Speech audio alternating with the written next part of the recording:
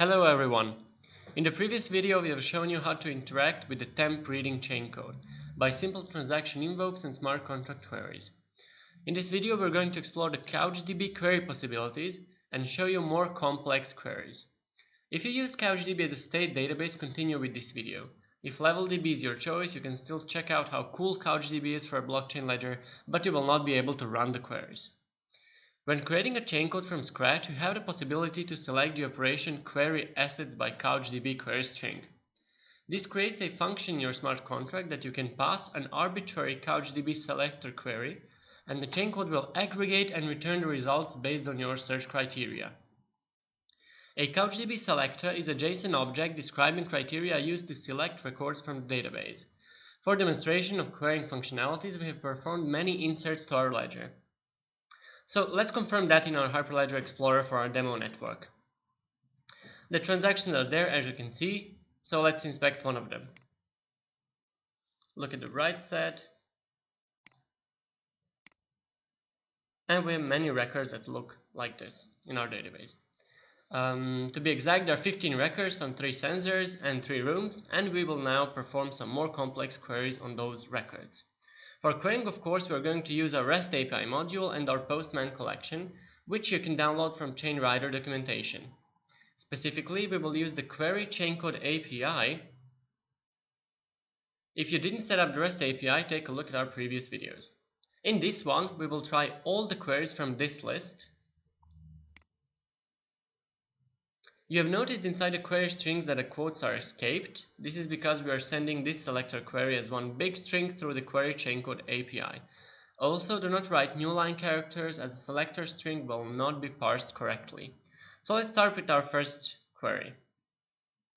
Let's go to our Postman application. And first we need to set up the environment variables. In our particular use case, the channel name is O1. The chain code name is temp reading and the default peer is peer0. Also, in the request, we need to enter the function of querying, which is called query assets. Okay, we're ready to paste our first query and run it. So this query fetches all temp sensor reading records. If there are more asset types on the ledger, this is a quick way to query all assets that are of interest to us at the moment. Okay, so there are the results. Next, let's fetch all records whose keys start with sensor 1. With this, we want to show you how you can use regular expressions in CouchDB queries. Paste it, run it. Great, so here are the results. Now let's fetch all records for the living room. This is a selector query that selects records by a certain asset attribute. It is basically an equality operator. So let's run that. And we have the results for living room assets. Okay, great. So next we fetch all records for kitchen, where the temperature was above 20 degrees. This is a typical CouchDB AND query. This could indicate that someone has been cooking and that, for example, the stove was on or the oven was on, so the temperature was a bit higher. So let's run that.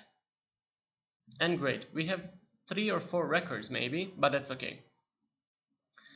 Finally, we'll run one more query to fetch only a subset of records fields instead of all of them. We use this for quicker queries, and this way we can also reduce the size of the query result set. So let's run that one. And great. Of course, there are hundreds of options how to write the selector queries. We suggest you to take a look at the CouchDB documentation, and for that we have left the link for you in our description.